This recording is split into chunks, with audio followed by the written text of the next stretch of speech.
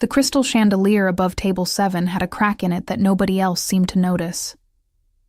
I'd stared at it every shift for the past 3 months, watching the fractured light scatter across white tablecloths like broken promises. Tonight, that crack felt like an omen. My fingers trembled as I smoothed down the black cocktail dress I'd changed into after my shift ended. The fabric clung to curves I'd forgotten I had, buried under months of oversized sweaters and voluntary invisibility. The scent of jasmine from my wrists, a perfume I hadn't worn in half a year, mixed with the restaurant's signature ambiance, aged wine, fresh roses, and the kind of money that whispered rather than shouted. "You look beautiful, Emma." David's voice cut through my anxiety, warm and uncomplicated in a way I'd almost forgotten existed. I forced a smile across the table, studying the man who'd asked me to stay after my shift ended.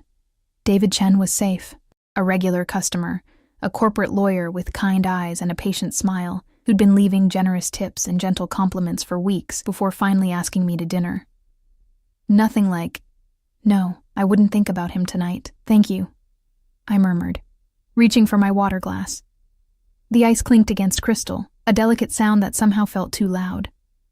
"I haven't done this in a while. Neither have I," David admitted, and his honesty made something tight in my chest loosen slightly. My colleague said I was crazy, asking out the most beautiful woman in Manhattan while she was literally serving me soup. I laughed, and it sounded foreign to my own ears. When was the last time I'd laughed, really laughed? Not the hollow sound I'd perfected for customer service?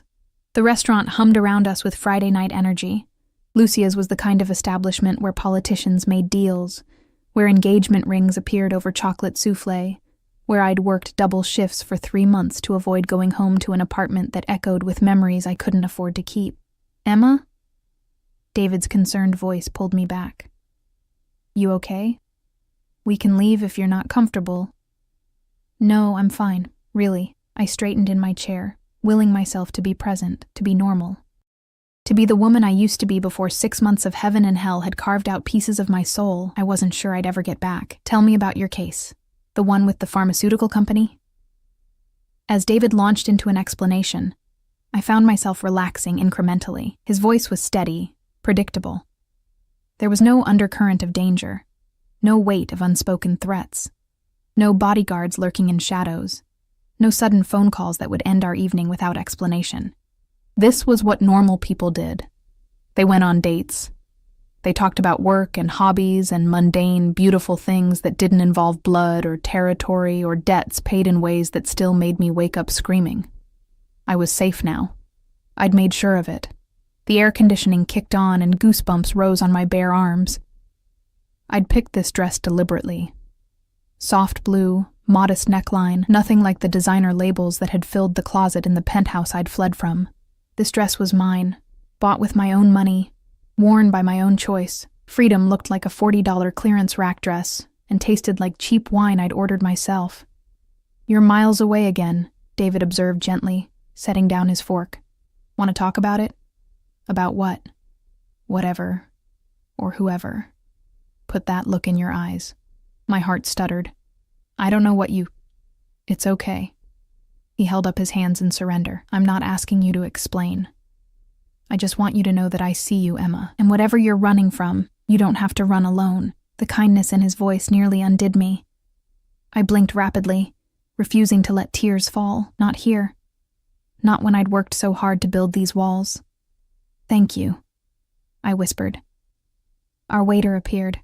Marcus, who I'd trained with when I first started, and I watched him set down our entrees with the kind of precision Lucia demanded.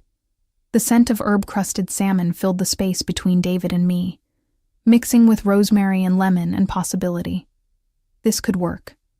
This could be the start of something normal, something safe. I lifted my fork, determined to enjoy this moment, this small rebellion against the life I'd left behind. That's when I felt it. The shift in the air was subtle, like the moment before lightning strikes. The temperature seemed to drop despite the warm restaurant, and conversations at nearby tables faltered mid-sentence. I knew that feeling the way prey knows a predator has entered the clearing. My fork clattered against porcelain. "Emma?" David leaned forward. "What's wrong?" I couldn't breathe, couldn't think. My entire body had gone rigid with a recognition so bone-deep, it bypassed rational thought entirely. He was here. I didn't need to turn around to know. I could feel his presence like a physical weight, pressing against my spine, stealing oxygen from my lungs. After 3 months of silence, 3 months of freedom, 3 months of convincing myself I'd escaped. "Emma, you're scaring me." David's hand reached across the table toward mine. "Don't touch me," I wanted to scream. Don't give him a reason, but it was too late. The moment David's fingers brushed mine, I heard it. The sound that still haunted my nightmares. The measured click of Italian leather shoes against hardwood, slow and deliberate. A predator's approach. Every instinct screamed at me to run, but I was frozen, a butterfly pinned to velvet, as those footsteps grew closer. The restaurant had gone peculiarly quiet. I noticed it peripherally. The way conversations died, the way even Marcus had stopped mid-service, his face pale as he recognized whoever was approaching. "Emma." David's voice had changed, gained an edge of concern that made him sound younger than his 35 years. "Do you know someone here?" I managed to shake my head, a lie that tasted like ash. The footsteps stopped. I could smell him now, that distinctive cologne, custom-blended and obscenely expensive, cedar and smoke and something darker that I'd never been able to name. It mixed with the scent of power, of danger, of everything I'd tried to forget. "Excuse me." The voice came from directly behind me, smooth as aged whiskey and twice as dangerous. American accent with the barest hint of something else, something that spoke to heritage and old-world violence. "I believe you're sitting in my table." My eyes closed. God, I'd missed that voice. God, I'd hated that I missed it. David bristled. "I'm sorry, but we reserved this table. There must be some mistake. The mistake," that voice continued, still addressed to David but burning into the back of my neck like a brand, "is thinking you could sit across from what belongs to me." The possessive pronoun hit me like a physical blow. I forced myself to turn. Alessandro Vitale stood 3 feet away, and time hadn't diminished him at all. If anything, 3 months had honed him into something even more dangerous. 6'3" of tailored menace in a suit that cost more than I made in a year, charcoal gray that somehow made his dark eyes look black in the restaurant's lighting. His jaw was carved granite, his cheekbones sharp enough to cut. And that mouth, that beautiful, cruel mouth, was set in a line that promised violence. But it was his eyes that destroyed me. Dark, fathomless, and burning with something between fury and hunger that made my knees weak even sitting down. Behind him, I could see Marco and Vincent, his ever-present shadows. Both men were dressed in dark suits. Both had the kind of bulges under their jackets that spoke to concealed weapons, and both were watching David with the focused attention of wolves sizing up prey. Alessandro. His name escaped my lips before I could stop it, barely a whisper, and I watched something flash across his face. Triumph? Pain? Cucciola. Little one. The endearment fell from his lips like a caress and a curse combined. "Did you really think you could hide from me in my own city?" David stood up abruptly, his chair scraping loudly. "Look, I don't know who you are." Alessandro's gaze finally left me, sliding to David with the lazy attention of a predator noticing an insect. He didn't speak. He didn't need to. The look alone made David take an involuntary step backward. "Sit down," Alessandro said quietly. To my horror, David sat. That's when I knew nothing had changed. Alessandro Vitale commanded rooms the way other men breathed, effortlessly, absolutely. The man who controlled half of New York's underground, who made politicians nervous and police commissioners disappear, who'd held my heart in hands stained with blood and sin. The man I'd loved. The man I'd fled from. The man who was looking at me now like I'd committed the ultimate betrayal. "Who is this guy?" David managed, his voice strangled, looking between us with growing understanding and fear. I opened my mouth to answer, but Alessandro moved. 3 strides brought him to my side of the table, and suddenly he was there, his hand on the back of my chair, his presence overwhelming every sense I possessed. "I'm the man," Alessandro said softly, leaning down until his breath ghosted across my ear, sending traitorous shivers down my spine.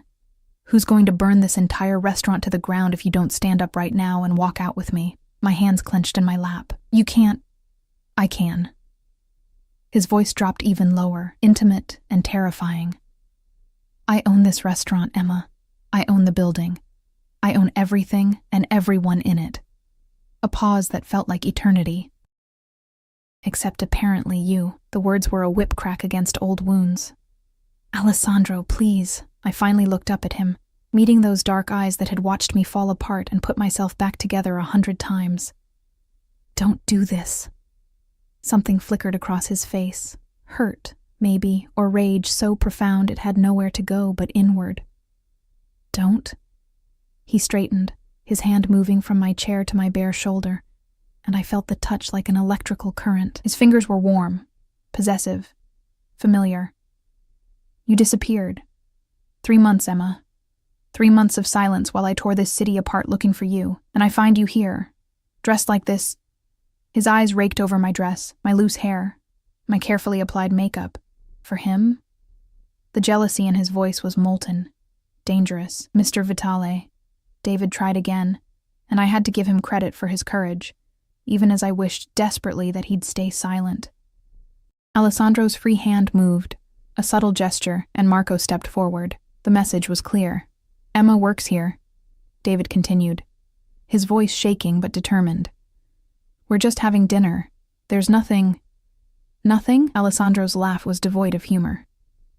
You're trying to take what's mine, and you call it nothing. I'm not yours, I managed, even as his touch burned through my dress. Not anymore.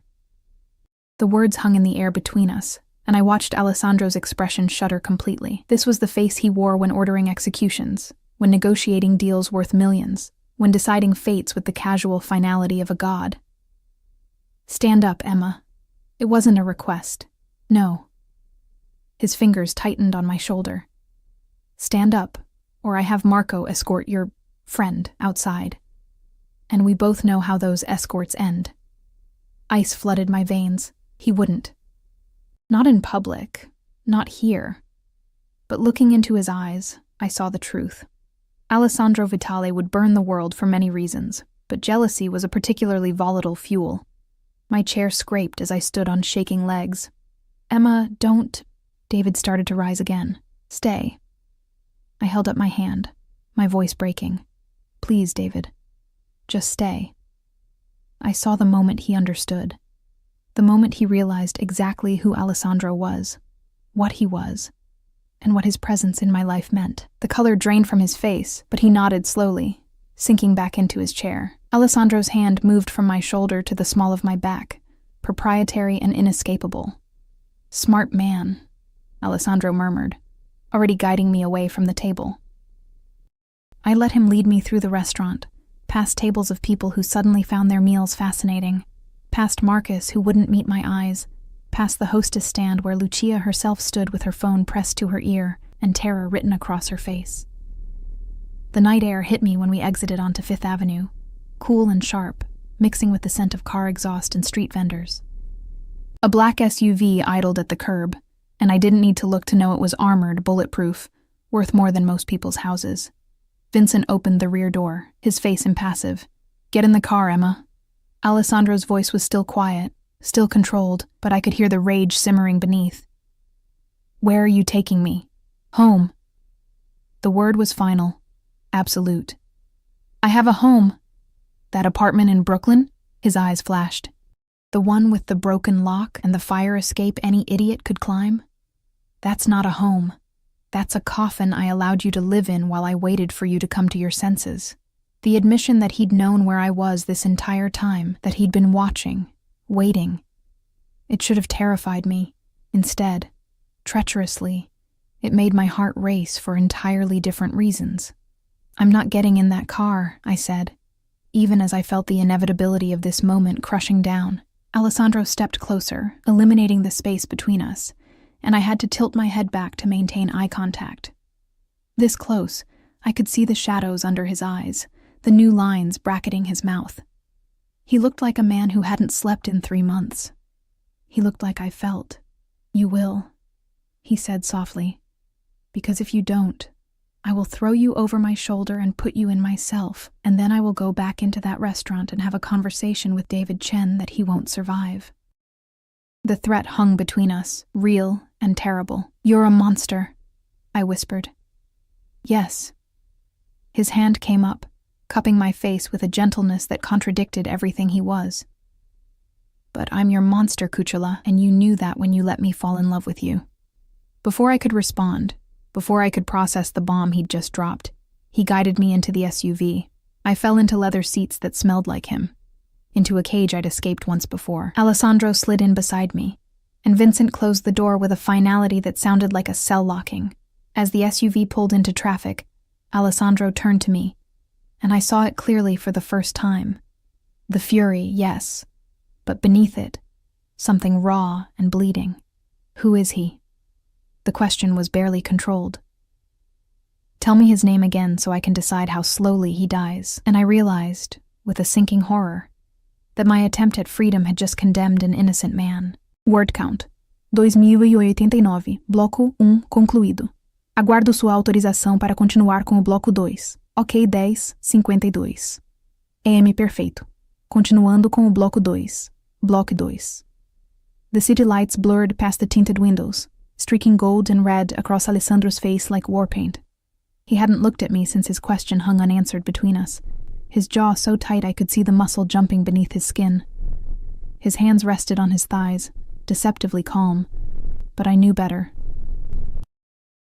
I'd seen those hands gentle and destructive in equal measure.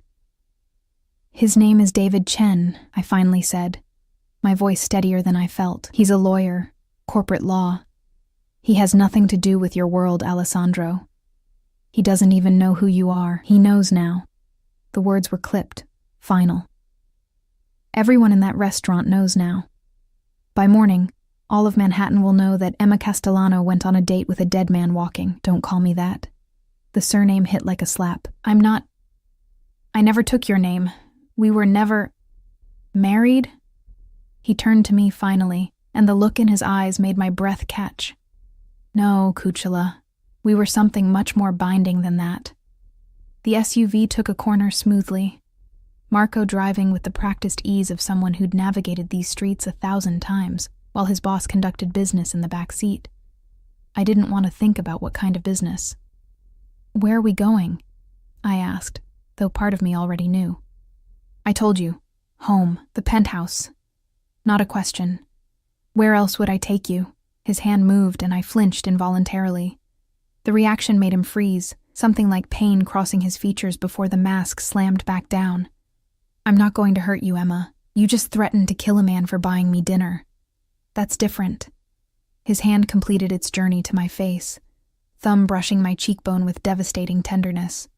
Hurting him protects you. I would never hurt you. The logic was insane, twisted, pure Alessandro. In his world, violence and love weren't opposites. They were different expressions of the same obsessive devotion. I turned away from his touch, staring out the window as we crossed into Midtown. You can't keep me prisoner. Can I? The question was mild, almost curious. You left, Emma. You walked out of the safest place in New York and moved into a building where 3 muggings happened last month.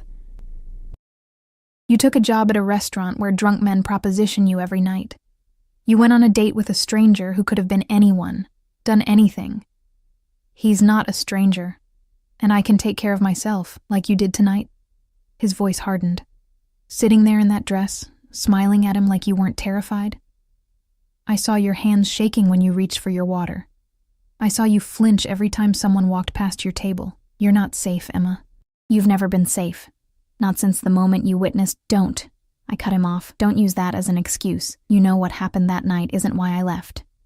Silence filled the car, heavy and suffocating. The night I'd witnessed Alessandro execute a traitor in his own office was the night that should have sent me running. But it wasn't. God help me, it wasn't. I'd understood that violence, had even accepted it in some dark corner of my soul that recognized justice when it wore a 3-piece suit. No. I'd left for a much simpler, much more terrifying reason. I'd left because I was falling so completely into Alessandro Vitale's world that I was losing myself. Because every time he touched me, I forgot why loving him was dangerous. Because I'd started to crave the cage he'd built around me, gilded and suffocating and perfect. I'd left because staying meant surrendering completely, and I wasn't sure I'd survive that kind of obliteration. The SUV pulled into an underground garage I remembered too well. Private entrance, biometric security, the kind of protection that cost millions and kept out everyone except the ghosts of memory. "I won't go up," I said, as Marco put the car in park. "You can't make me." Alessandro's laugh was dark. "Emma, I've moved heaven and earth to find you.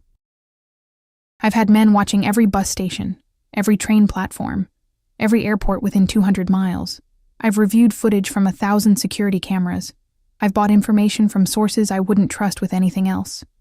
And you think I'll let you walk away now because you won't cooperate?"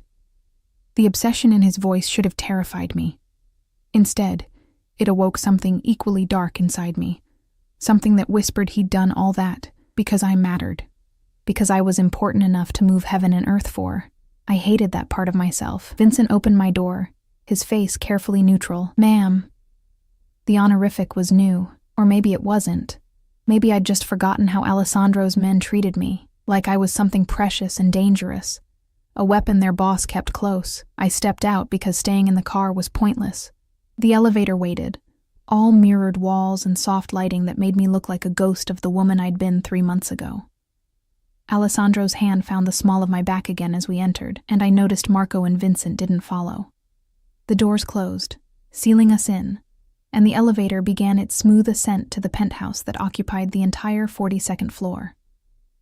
"You've lost weight," Alessandro said quietly, his eyes tracing my reflection. "You're not eating enough." "I eat fine." "Liar." His fingers pressed slightly into my back. "I know what you look like healthy, Emma. This isn't it." The elevator climbed in silence, punctuated only by my racing heartbeat. 20 floors. 30. 40. "Did you miss me?" The question came out of nowhere, vulnerable in a way Alessandro rarely allowed himself to be. I closed my eyes. Every day.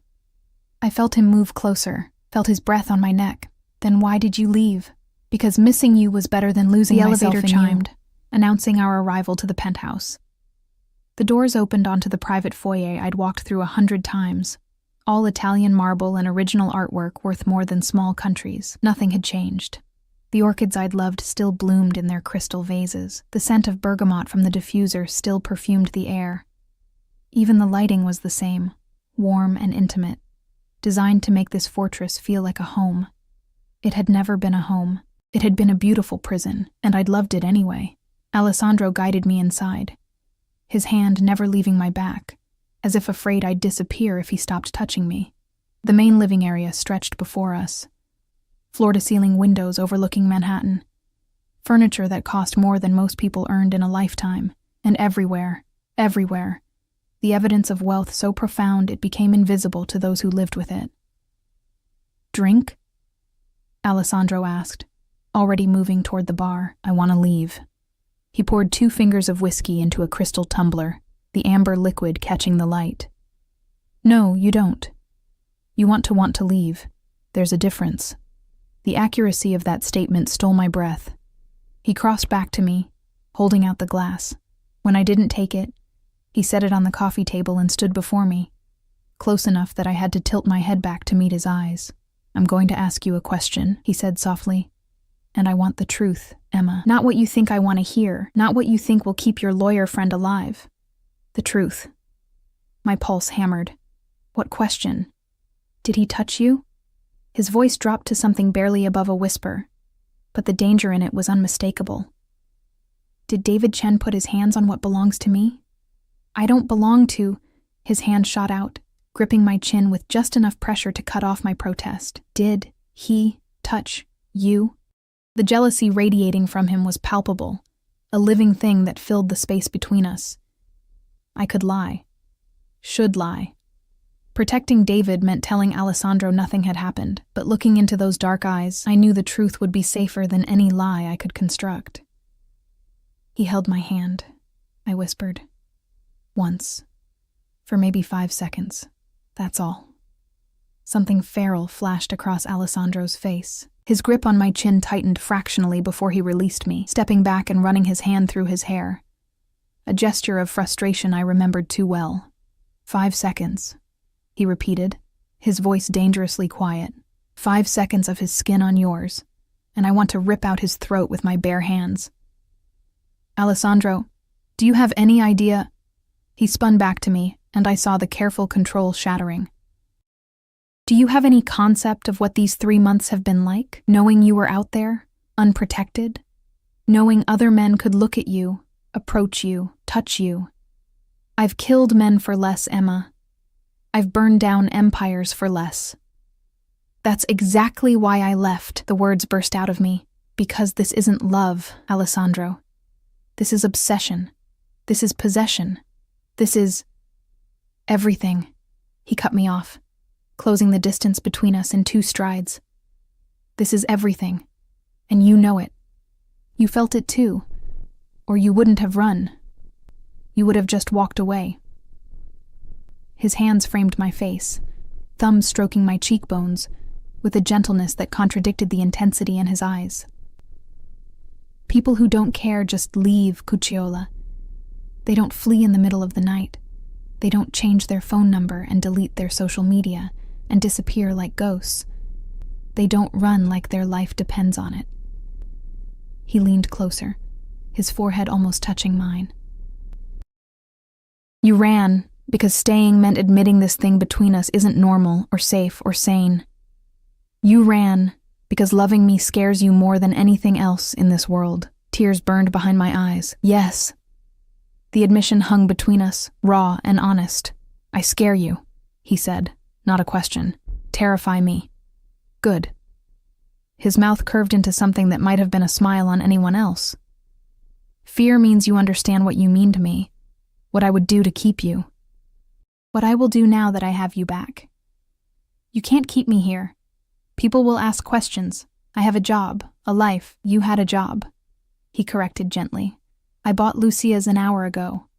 You're officially on indefinite personal leave, full pay, benefits maintained. The breath left my lungs. You can't just... I can. I did. He released my face, moving to the windows that overlooked the city. Your landlord was very understanding when I explained that your lease would be terminated early. Your possessions are being packed as we speak. They'll be here by morning. The systematic destruction of my freedom should have sent me into panic. Instead, I felt a treacherous relief that I immediately hated myself for. This is kidnapping, I said weakly. This is protection.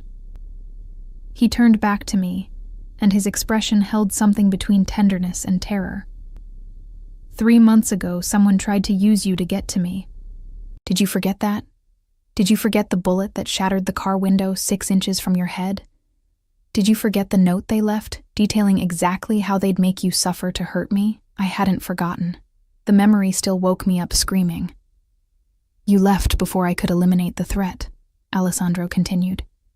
You left while there were still people out there who knew your face, knew your name, knew exactly how to destroy me. He crossed back to me, and I saw genuine fear beneath the anger. Do you understand what that did to me? Knowing you were vulnerable and I couldn't protect you, I was careful. You were visible. His voice finally rose. You worked in a public restaurant. You lived in a building with no security. You went on dates with men whose backgrounds you didn't check, whose families you didn't investigate, whose loyalties you couldn't verify. Because that's what normal people do, Alessandro. Normal people don't run background checks on everyone they meet. Normal people don't live in fortresses. Normal people get hurt. He finished quietly. Normal people become collateral damage in wars they don't even know are being fought. Normal people die, Emma, and I will not let you be one of them. The protective fury in his voice broke something inside me. This was why I'd fallen for him. Not the money or the power or the danger, but this.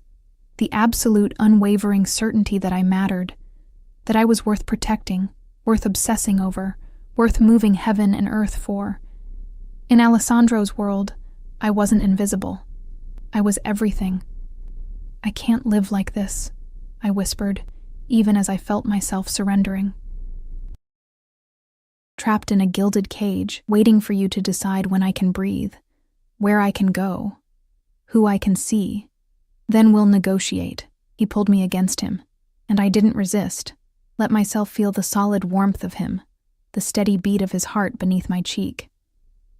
"Tell me what you need to feel less trapped. Tell me what freedom looks like inside the parameters of keeping you alive." His arms wrapped around me, and I felt 3 months of tension bleed out of his body. He was shaking slightly, I realized. This dangerous, powerful man was trembling because he was holding me again. "I need to finish my degree," I said into his chest. "Columbia won't hold my spot forever." "Done. I'll arrange private security for campus. I need to see my sister. She's been worried. Marco will bring her here tomorrow, and before you ask, yes, she's been under protection this whole time. I wasn't going to let them use her to get to you." Of course he'd been protecting Shannon. Of course he'd thought of everything. "And David?" I asked quietly. Alessandro's arms tightened. "What about him?" "You let him live. No retaliation. He didn't know. He touched you. For 5 seconds. Holding hands. In a public restaurant." I pulled back enough to look up at him. "Please, Alessandro. He's innocent in this." Those dark eyes studied me for a long moment, and I saw the war happening behind them. Jealousy versus my happiness. Possession versus compromise. "He lives," Alessandro finally said, "but he doesn't contact you again. Ever. And if he's smart, he'll accept the job offer. My lawyers will present him tomorrow. A position in our Hong Kong office. Generous salary. Immediate start date. You're exiling him to China? I'm giving him his life and a promotion. Most men who touch what's mine don't get either." He cupped my face again. "This is me compromising, Emma. This is me being reasonable." The terrifying thing was, in Alessandro's world, it was. I sagged against him, exhausted from the adrenaline crash, from the emotional whiplash, from fighting a battle I'd known I'd lose from the moment he walked into that restaurant. "I hate you sometimes," I mumbled. "I know." He kissed the top of my head. "But you love me more." I did. God help me. I did. "Come," he said, guiding me toward the bedroom. "You're exhausted." The master suite was exactly as I'd left it. Our bed with its silk sheets, the sitting area where I'd spent hours reading, the ensuite bathroom with the rainfall shower and the bathtub big enough for 2. "Home," my traitorous heart whispered. Alessandro released me long enough to remove his suit jacket, shoulder holster, and the phone that never stopped buzzing. I watched him move through the familiar routine. This deadly man making himself marginally less armed in my presence. "I should shower," I said, just to fill the silence. Then shower. His eyes followed me. "I'm not letting you out of my sight tonight." The promise in those words sent heat curling through my belly. I moved into the bathroom, and he followed, leaning against the doorframe as I turned on the water. The intimacy of it was devastating. Him watching me undress, me letting him, both of us pretending this was normal. "I'm still angry with you," I said, pulling the dress over my head. "I know." His eyes darkened as I stood before him in just my underwear. "I'm still furious with you too." "Then we're even." "Not even close, Cucciolo." He pushed off the doorframe. "You ran from me. You made me think I'd lost you. You went on a date with another man." Each statement brought him closer. "We won't be even until I've reminded you exactly who you belong to." My back hit the marble wall. "Alessandro." His mouth crashed into mine, swallowing whatever protest I might have made. The kiss was possession and desperation, and 3 months of missing each other condensed into a single point of contact. His hands were in my hair, on my skin, everywhere at once, relearning territory he'd memorized and mourned. I kissed him back with equal fury, my hands fisting in his shirt, pulling him closer even as my mind screamed that this was surrender. This was exactly what I'd run from. But God, I'd missed this. Missed him. Missed the way he touched me like I was precious and unbreakable and his. Always his. When we finally broke apart, both breathing hard, he rested his forehead against mine. "Never again," he whispered. "Promise me, Emma. Whatever problems we have, whatever fears you carry, you don't run. You stay, and we fight it out, but you don't leave me again." The vulnerability in his voice destroyed the last of my defenses. "I promise," I breathed. I won't run again. The words felt like a vow, binding and permanent. Alessandro's smile was fierce and possessive. Good. Because next time, Cucciolo, I won't wait 3 months to bring you home. And as he lifted me into his arms, carrying me toward the shower where steam rose like ghosts of everything we'd lost and found again, I realized the truth I'd been running from. There was no escaping Alessandro Vitale. There was only learning to survive loving him. Morning light filtered through the floor-to-ceiling windows, painting Manhattan gold and copper. I woke tangled in silk sheets that cost more than my monthly rent had been. Alessandro's arm heavy across my waist, his breathing steady against my neck. For a moment, I let myself pretend this was normal, that I was just a woman waking up next to the man she loved, in a beautiful apartment with a whole day stretching ahead of us. Then I felt the weight of what I'd agreed to last night settle over me like a shroud. I'd promised not to run. I'd surrendered. I'd walked back into the cage voluntarily, and this time, Alessandro wouldn't give me the chance to find the door unlocked. Stop thinking so loud. His voice rumbled against my shoulder. I can feel your anxiety from here. I turned in his arms, finding those dark eyes already open, watching me with an intensity that should have felt invasive, but instead felt like being seen. What happens now? I asked quietly. Now? His hand traced lazy patterns on my bare back. Now I keep you safe. Now I make sure every person in this city knows you're under my protection. Now I eliminate anyone stupid enough to think they can use you against me. That's not what I meant. I know what you meant, Cucciolo. He brushed hair from my face. You want to know if this is sustainable. If we can build something real when the foundation is possession, an obsession, and enough violence to drown in. The accuracy of that statement stole my breath. Can we? I whispered. Alessandro was quiet for a long moment, his thumb tracing my cheekbone. I don't know, he finally admitted, and the honesty was more reassuring than any lie would have been. I don't know how to love you less intensely. I don't know how to not want to lock you away from everything that could hurt you. I don't know how to be anything other than what I am. And what are you? A monster who loves you. Simple. Direct. True. My phone buzzed from the nightstand. The new phone Alessandro had pressed into my hand last night, already loaded with his number, Marco's number, Vincent's number, and a direct line to Alessandro's private security team.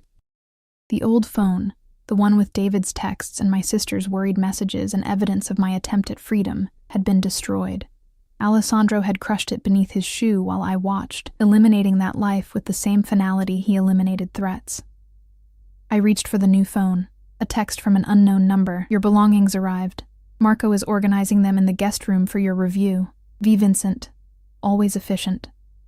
I should go through my things, I said, starting to sit up. Alessandro's arm tightened. Later. Right now, I want to memorize the fact that you're here, that you're real, that I'm not going to wake up and find you gone again. The raw need in his voice made my chest ache. I promised I wouldn't run. You promised before. His eyes darkened. The night before you left, you fell asleep in my arms and whispered that you'd never leave me.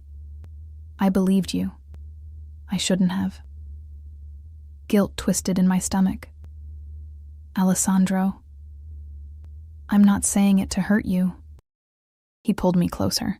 I'm saying it because I need you to understand what it did to me. Waking up to find you gone, finding the note you left. His voice cracked slightly, all 2 sentences of it.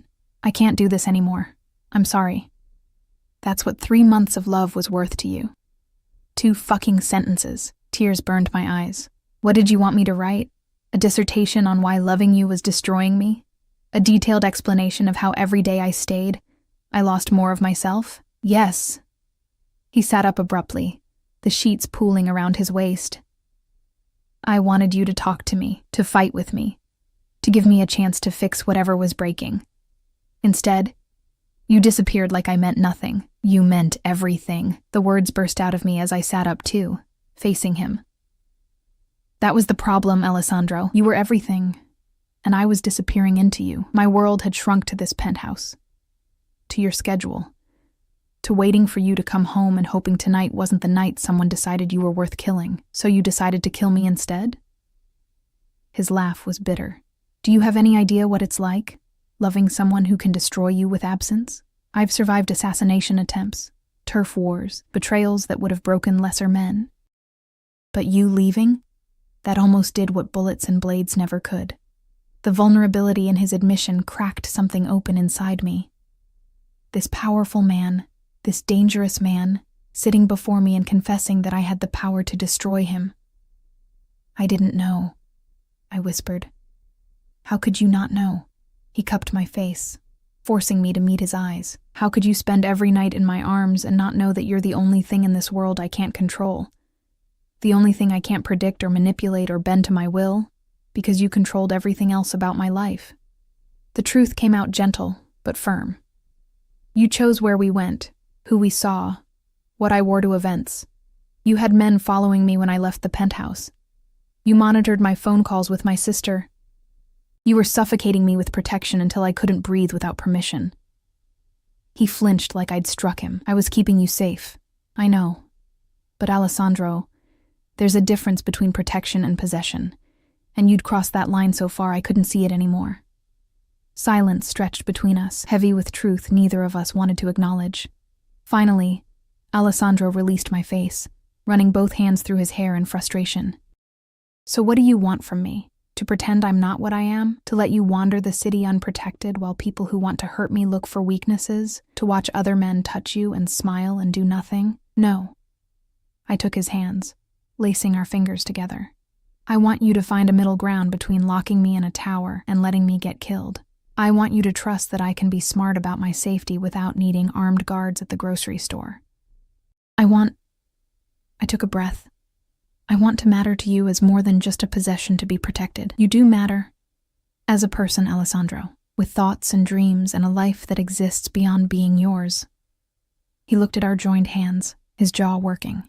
I'm trying to understand, but everything in me screams to lock you away where nothing can touch you. Where you're safe, where you're mine and only mine. I know. I squeezed his hands.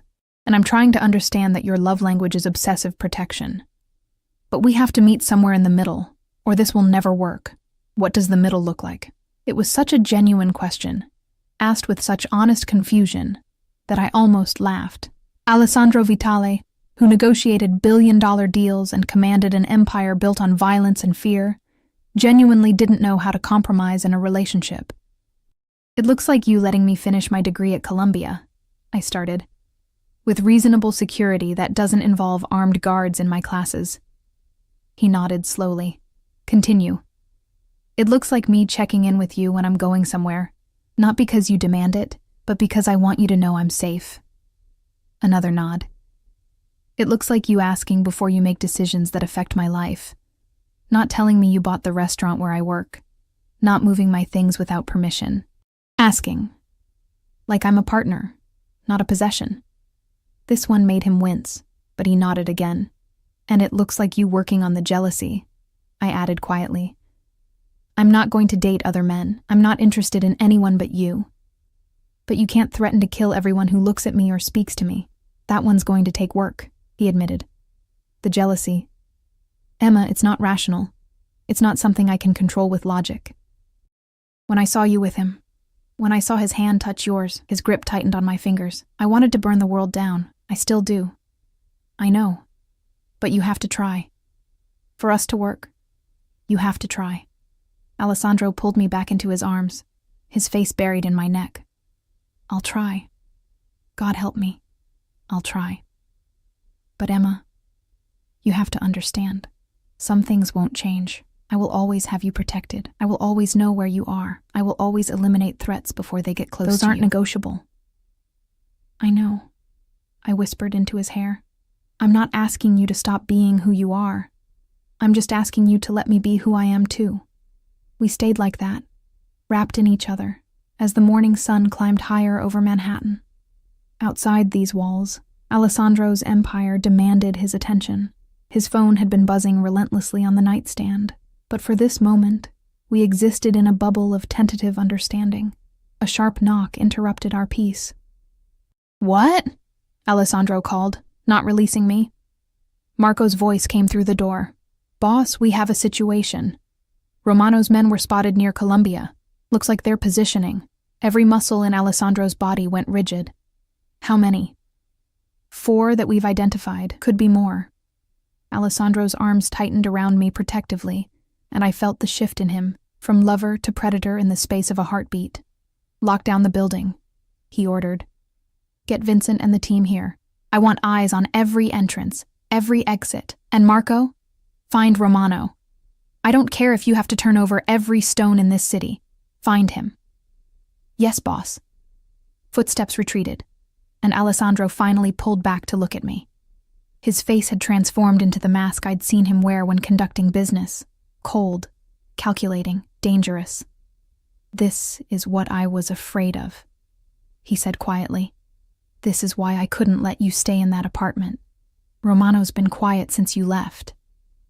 I thought maybe he'd moved on, found other targets, but now he knows I'm back, I finished. Now he knows I have my weakness back. Alessandro stood, already reaching for his phone. Get dressed. We need to brief the security team, and then you're going to tell me everywhere you went in the last 3 months.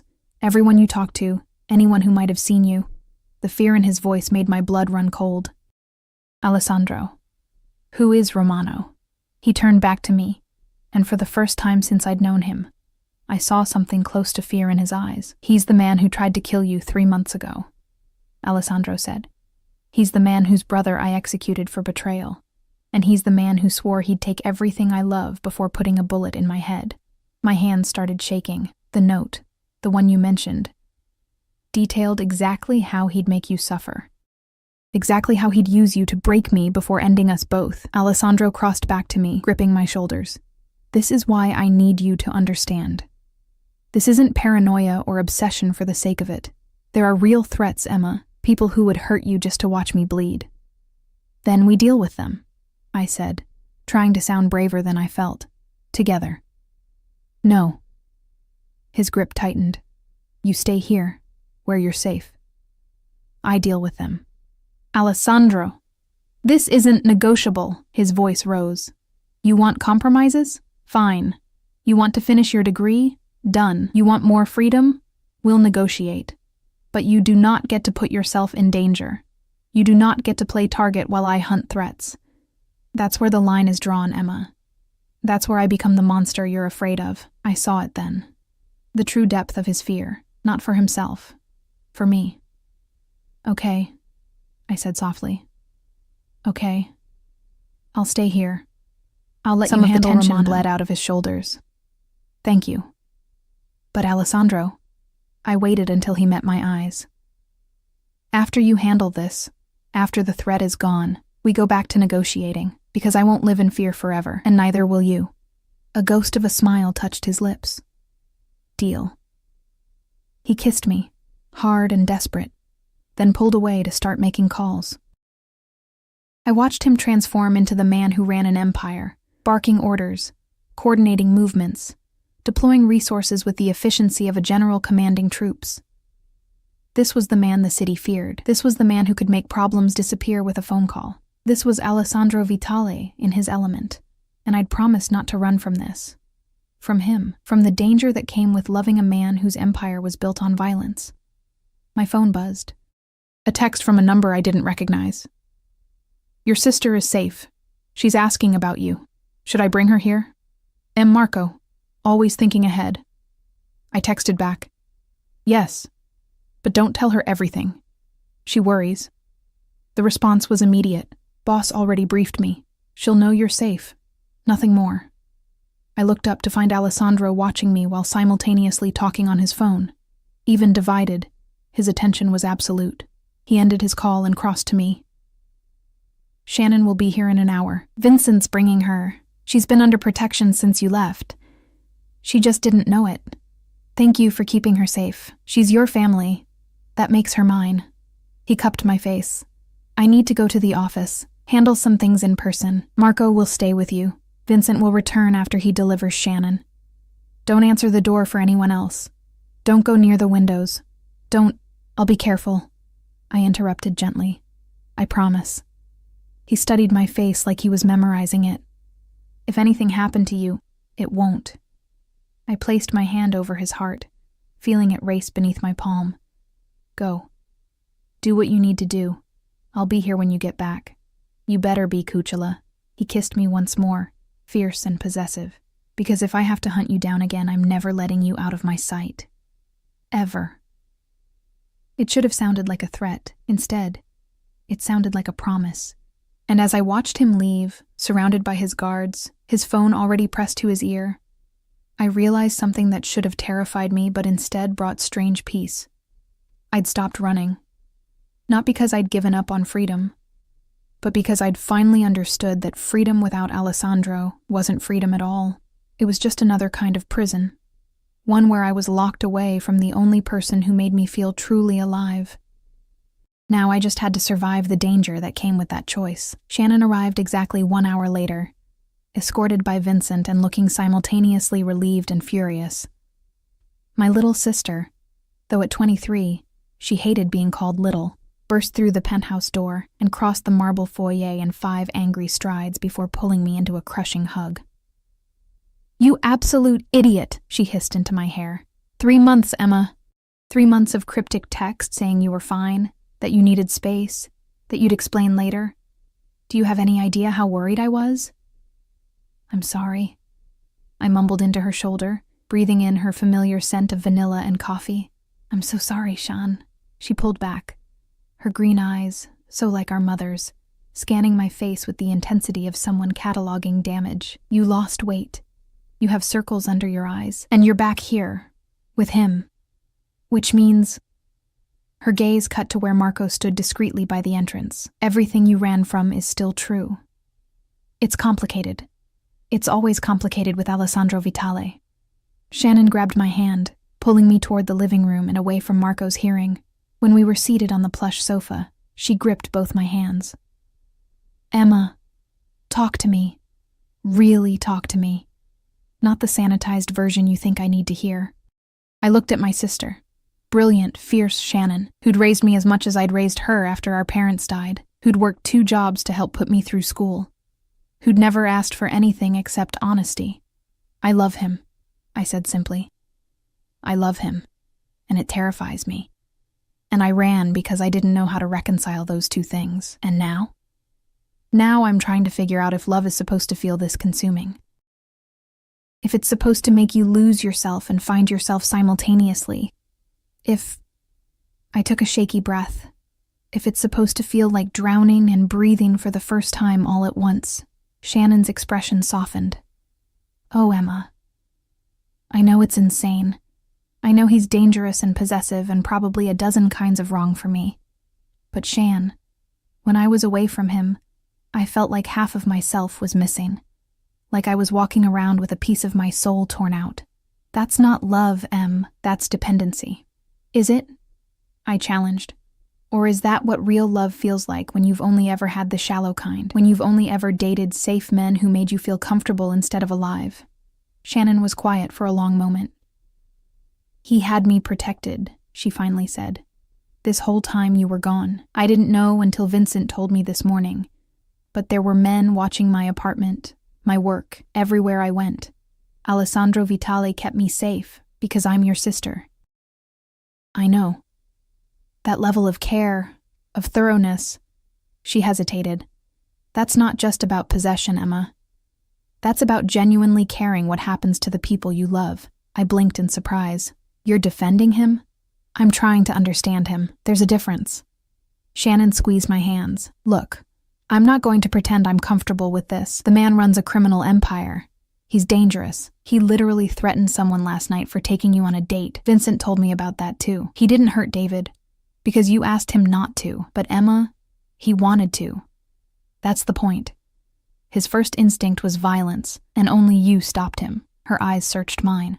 Is that really what you want? To be the only thing standing between Alessandro's jealousy and bloodshed? The question hit harder than I expected. I don't know. But I know I can't walk away from him again. I tried. It almost killed me. Then you need to set boundaries, real ones. Not just promises you both make and break when emotions run high. Shannon released one of my hands to gesture around the penthouse. You can't live in this gilded cage and call it love. You need a life outside of him, Emma.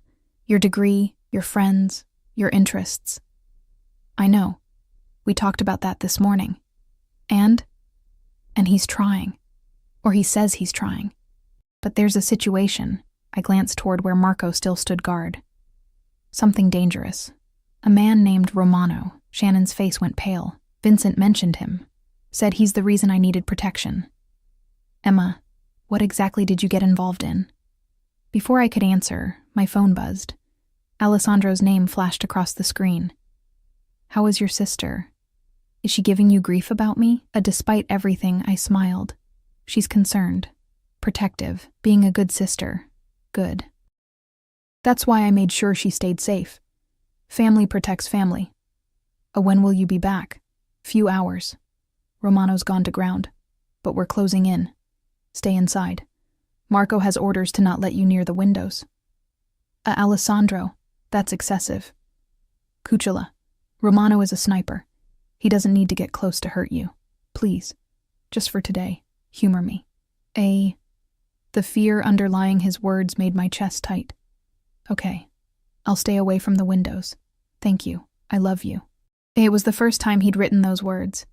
We'd said them before, in heated moments and quiet confessions, but seeing them typed out, permanent and deliberate, made them feel more real. I love you too, I typed back. Alessandro? Shannon asked, watching my expression. He's dealing with the Romano situation. He'll be back in a few hours. And until then, we're trapped in this fortress? She looked around, taking in the luxury that surrounded us. I mean, as prisons go, it's beautiful, but it's still a prison, Em. Temporary protection isn't a prison. Isn't it? When does temporary become permanent? When does protection become control? Shannon stood, pacing to the window before Marco cleared his throat. Miss Castellano, Mr. Vitale requested you stay away from the windows, for your safety. Shannon's eyebrows rose. Miss Castellano? I'm not... She looked at me. Emma, did you take his name? No. But his men, they call me that anyway. I think it's easier than explaining what I am to him. And what are you to him? Shannon asked quietly. Before I could answer, Marco's phone rang. He answered immediately, his expression hardening. Understood. Yes, sir, right away. He ended the call and looked at me. Boss wants you in the safe room. Now. My blood went cold. What happened? Romano made contact. He knows you're here. Marco was already moving toward me, his hand on the weapon concealed beneath his jacket. Vincent's pulling around with the armored car. We're moving you to the secondary location. What about Shannon? She goes too. Marco was all business now, the polite deference gone, replaced by the efficient soldier Alessandro employed him to be. Both of you come with me.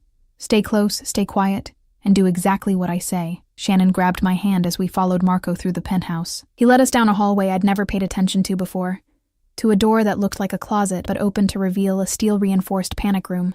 Inside, Marco ordered. Lock it from the interior. Don't open it for anyone except me, Vincent, or the boss. The code is... He rattled off 6 digits. You'll need to enter it every hour or the system assumes you're compromised and automatically alerts the police. Marco, what's happening? I demanded. His expression softened slightly. Romano sent a message, a photo of this building, of the penthouse windows, with coordinates and a timestamp from 10 minutes ago. He's here, Miss Emma. Or he was. Boss wants you somewhere Romano can't find you until we neutralize the threat. Where's Alessandro? On his way. He'll meet you at the secondary location. Marco gently pushed us toward the safe room. Please, Miss Emma. Every second counts. Shannon and I stumbled into the room. Surprisingly spacious. Furnished with a sofa, supplies, and enough technology to run a small operation. The door closed behind us with a heavy thunk, and I heard the locks engage automatically. Shannon immediately went to the bank of monitors that showed different angles of the penthouse and building exterior. This is insane. This is absolutely insane. I joined her, watching the screens. On one, I could see Marco speaking rapidly into his phone. On another, Vincent's SUV pulled up to the private entrance. On a third, my breath caught. A figure on a rooftop across the street. Too far to make out features, but the shape was unmistakable. Someone with a rifle, positioned and waiting. "Oh God," Shannon breathed. "Emma, is that Romano, or one of his men?" My hands were shaking. "This is real. This is actually happening." Shannon pulled me away from the monitors into the center of the room. Okay, we're safe here. This room is built like a vault. Alessandro wouldn't put you in here if it wasn't secure. He's going after Romano. I knew it with absolute certainty. He's going to try to end this himself. That's what men like him do, isn't it? They eliminate threats. I thought about Alessandro's face this morning. The fear in his eyes when he talked about Romano. The way he'd held me like I might disappear. The confession that losing me had almost destroyed him. He wouldn't just eliminate Romano. He'd make it personal. He'd make it brutal. He'd send a message to anyone else who might think about using me to hurt him. And part of me, the part that had fallen in love with a dangerous man, was grateful for that protection, even as it terrified me. My phone buzzed. "Alessandro, you're secure? Marco got you to the safe room?" "Yes. Both Shannon and I. There's someone on the rooftop across the street." "I know. My men are moving into position. Emma, I need you to listen to me carefully. Whatever happens in the next few hours, you stay in that room. You don't come out until I personally come to get you. Understand? What are you going to do? What I should have done 3 months ago. End this permanently. Alessandro, please be careful." "I will. I have too much to live for now." A pause then. "I'm sorry, Cucciolo. Sorry that loving me means dealing with this. Sorry that you can't have the normal life you deserve. Sorry that—" "Stop," I typed quickly. "I chose this. I chose you. Whatever comes with that, we face it together." "Together?" he echoed. "I like the sound of that. Stay safe. I'll see you soon." The next 3 hours were the longest of my life. Shannon and I sat in that safe room, watching the monitors, jumping at every sound. We saw Marco coordinate with other men I didn't recognize. We saw Vincent return, speaking urgently into his phone. We saw the figure on the rooftop eventually disappear. But we didn't see Alessandro. "He's okay," Shannon said, though she sounded like she was trying to convince herself as much as me. "He's probably just being cautious, making sure the threat is really gone before he comes back." I nodded, not trusting my voice. At hour 2, my phone rang. Vincent. "Miss Emma, the boss wants you to know the situation is contained. Romano won't be a problem anymore." Relief flooded through me. "Is Alessandro okay?" "He's fine. He's handling the cleanup. He'll be there within the hour to personally escort you to the secondary location." "We can't just stay here?" Vincent was quiet for a moment. "Boss wants you moved, just as a precaution. The penthouse might be compromised. Romano knew too much about the layout. We're sweeping it now, but until we're certain it's secure, he wants you somewhere else." "Okay. Tell him I'll be ready." When Alessandro finally arrived, he looked like he'd been through war. His suit jacket was gone, his shirt sleeves were rolled up, and there was a bruise forming along his jaw. But he was alive, whole, and the moment the safe room door opened and his eyes found mine, I saw the tension bleed out of him. "Emma." My name was a prayer and a curse. I launched myself at him, and he caught me, lifting me off my feet as his arms banded around me. "It's over," he murmured into my hair. "It's over, Cucciolo. Romano's gone. His men are scattered. No one's coming after you again. You're hurt." Superficial. He got one hit in before Alessandro stopped, seeming to remember Shannon was there, before we subdued him. Subdued. Such a gentle word for what I knew had actually happened. Shannon stood slowly. "Mr. Vitale, thank you for keeping us safe." Alessandro's arms loosened around me enough to nod at my sister. "Family protects family, Miss Castellano. You're Emma's sister. That makes you mine to protect." "I'm not yours," Shannon said, but there was no heat in it. "But I appreciate the sentiment. We need to move," Vincent said from the doorway. "The secondary location is ready." Alessandro released me reluctantly. "It's just for tonight. Tomorrow, Once we've secured the penthouse completely, you can come back. Or... He looked at me. We can find somewhere new, somewhere that's ours, not just mine.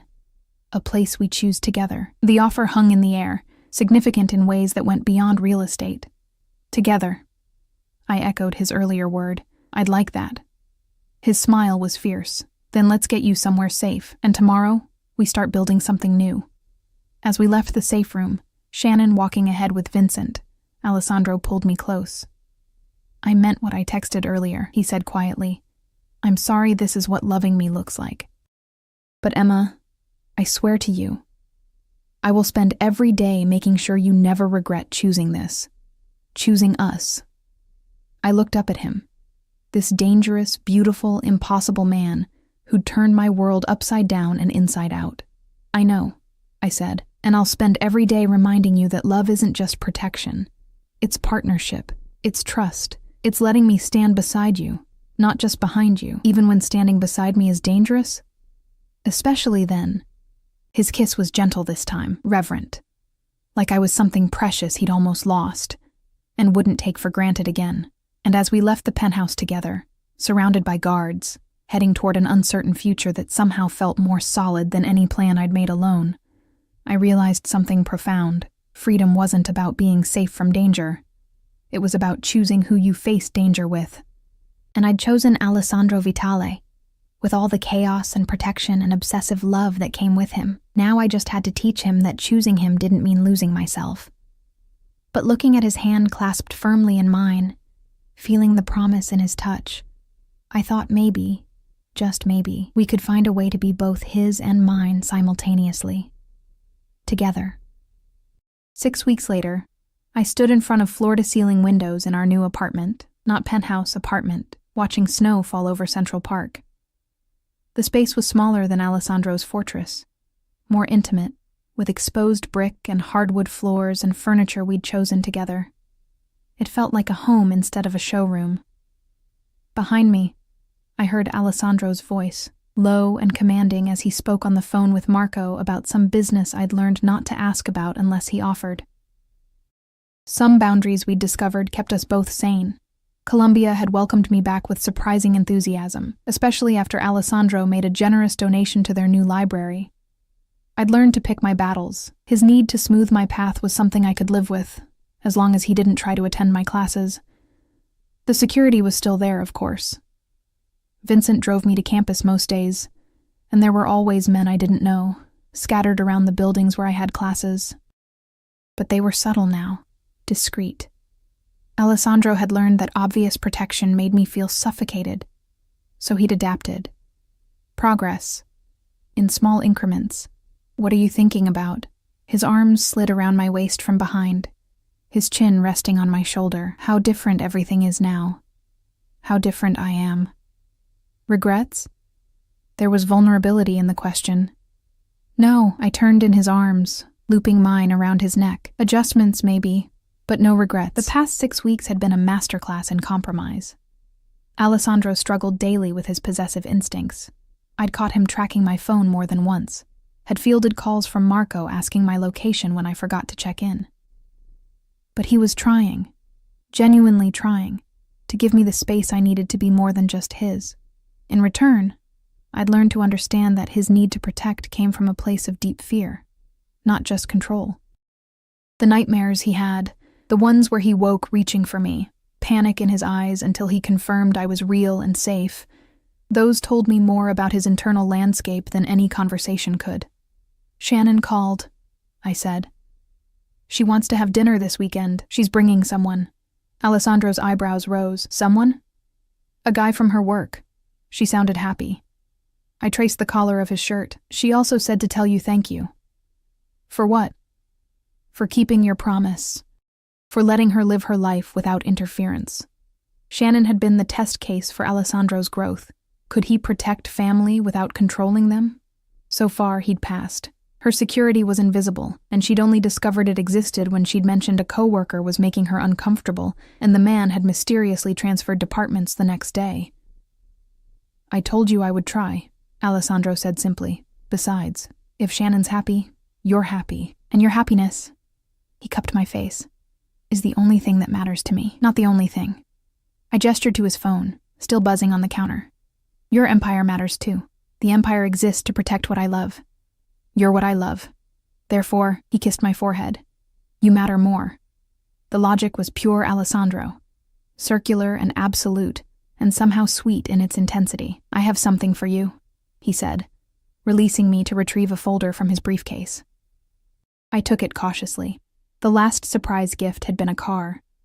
A bulletproof, GPS-tracked, ridiculously expensive car that I'd initially refused before accepting that some protections were non-negotiable. Inside the folder were property deeds. I scanned them, confused. What is this?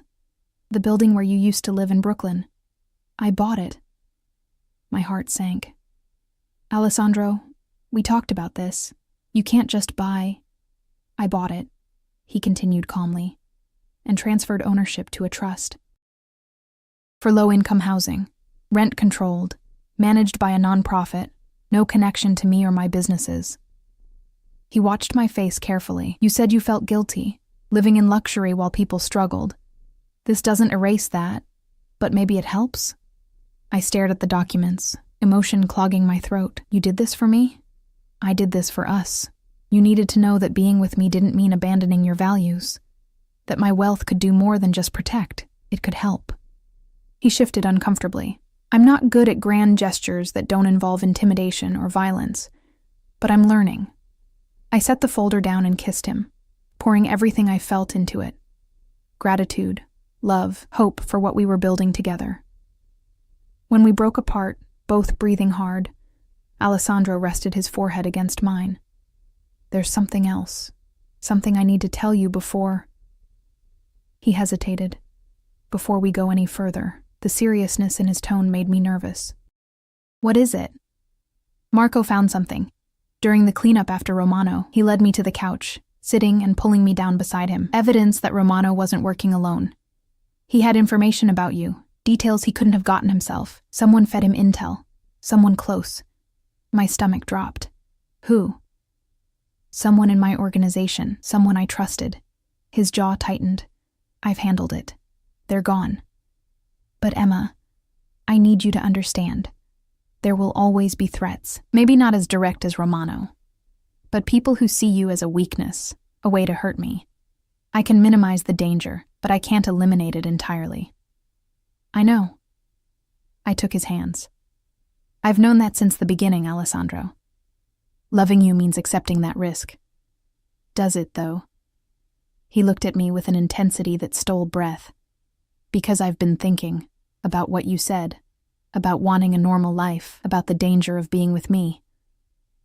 And I realized something.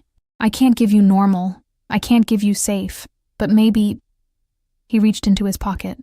I can give you a choice. He pulled out a small velvet box, and my heart stopped. This isn't a proposal, he said quickly, opening it to reveal a ring, simple, elegant, a single diamond that caught the light. Not yet. Not until you finish your degree, until you've had time to build a life that's yours, not just ours. But it's a promise that when you're ready, if you're ready, I'll ask. And if you say yes, I'll spend every day earning that yes. Tears blurred my vision. Alessandro, you don't have to answer now. You don't have to answer ever if this life is too much. But I needed you to know, his voice cracked slightly, I'm not just trying to keep you. I'm trying to build a future where you want to stay. I looked at the ring, at this impossible man, at the life we'd been constructing through trial and error and stubborn determination. Can I try it on? I whispered. His sharp intake of breath was answer enough. With trembling fingers, he slid the ring onto my right hand, not the left, not yet, but a placeholder for possibility. It fits, I said stupidly, watching light dance across the stone. I had it sized 3 months ago when you first left. I thought, he laughed bitterly, I thought if I had it ready, if I could offer you something permanent, maybe you'd come back. But I realized you can't buy someone's presence. You have to earn it. So I've been trying to earn it, Emma, every day. I've been trying to be worthy of you. You are worthy, I said fiercely. You're flawed and possessive and sometimes terrifying, But you're also loyal and protective and capable of so much love it overwhelms me. You're worthy, Alessandro. You've always been worthy. He pulled me into his lap, holding me like I was the most precious thing in his world. When you're ready, he murmured against my hair. When you finish school, when you've lived enough life to know this is what you want, ask me. You ask me, Cucciolo. You decide when, and I'll wait. However long it takes, I'll wait. The reversal was significant, putting the power in my hands, letting me control the timeline. It was perhaps the most profound gesture of trust he could offer. 2 years, I said. Give me 2 years to finish my degree, to build my career, to be sure I can stand beside you as an equal, not just as someone you protect. 2 years, he agreed. And in that time, I'll prove to you that loving me doesn't mean losing yourself, that we can build something that honors both of us. We sat like that as snow continued to fall outside, wrapped in each other, and in the promise of a future we'd construct together. Shannon would laugh when she saw the ring, would demand to know all the details, would probably threaten Alessandro with creative violence if he hurt me. Marco and Vincent would continue their silent vigil, protecting from shadows. Columbia would challenge me academically while Alessandro's name opened doors I'd have to work twice as hard to prove I deserved. It wouldn't be easy. Loving a man like Alessandro Vitale would never be simple or safe or normal, but it would be real. It would be mine. It would be ours. My phone buzzed. Shannon, texting about dinner plans. Alessandro's phone rang. Marco, reporting on something that required attention. Life continued around us, demanding and complex and full of the small moments that built a relationship. I should get that, Alessandro said, but didn't move to answer. You should, I agreed, but tightened my hold on him. We smiled at each other, acknowledging the irony. Then, with coordinated reluctance, we separated to handle our respective calls, our respective lives. But I kept the ring on, and Alessandro kept glancing at it, at me, with an expression that mixed possessiveness with wonder. Later that night, after Shannon's enthusiastic response to my ring, after Marco's report was handled, after the world made its demands and we met them individually before coming back together, we lay in bed, Alessandro's arms secure around me. Thank you, he said into the darkness. For what? For coming back, for staying, for trying to build this with me despite everything. His hold tightened slightly. I know I'm not easy, Emma. I know my world is dangerous, and my instincts are possessive, and sometimes I'll fail at giving you the space you need. But I swear to you, I'll never stop trying to be better, to be worthy of you. I turned in his arms, finding his face in the dim light filtering through the windows. And I swear to you, I'll never run again. When things get hard, when you drive me crazy with your overprotectiveness, when your world feels overwhelming, I'll stay. I'll fight with you, argue with you, push back against you. But I won't leave. Not anymore. Partnership, he said, testing the word. Partnership, I confirmed. You protect me from external threats. I protect you from becoming so consumed by that protection that you forget how to live. Deal? Deal. He sealed it with a kiss that started gentle and quickly became something else entirely, a reaffirmation of everything we'd promised, everything we were building, everything we'd learned about each other in the crucible of separation and reunion. When we finally broke apart, both breathless, Alessandro traced the ring on my right hand. 2 years, he murmured. I can be patient for 2 years. Can you? I teased. The man who bought my workplace because he couldn't stand me having a date? That was different. That was before we established boundaries. His eyes glinted with humor. Now I know I just have to trust that you'll come home to me. That this, he gestured between us, is strong enough to weather whatever comes. It is, I said with certainty. We are. And in that moment, wrapped in Alessandro's arms in the home we'd chosen together, the ring heavy with promise on my finger, I knew it was true. We weren't perfect. Our love wasn't safe or sane or remotely normal, but it was ours. Forged in fire, tested by separation, strengthened by the hard work of two people learning to honor both the connection and the individual. The city glittered outside our windows. Alessandro's empire hummed in the background, and tomorrow would bring new challenges, New negotiations, new moments where we'd have to choose each other again. But tonight, we were simply Emma and Alessandro, woman and man, equal partners in an extraordinary love. And that was enough. It was more than enough. It was everything.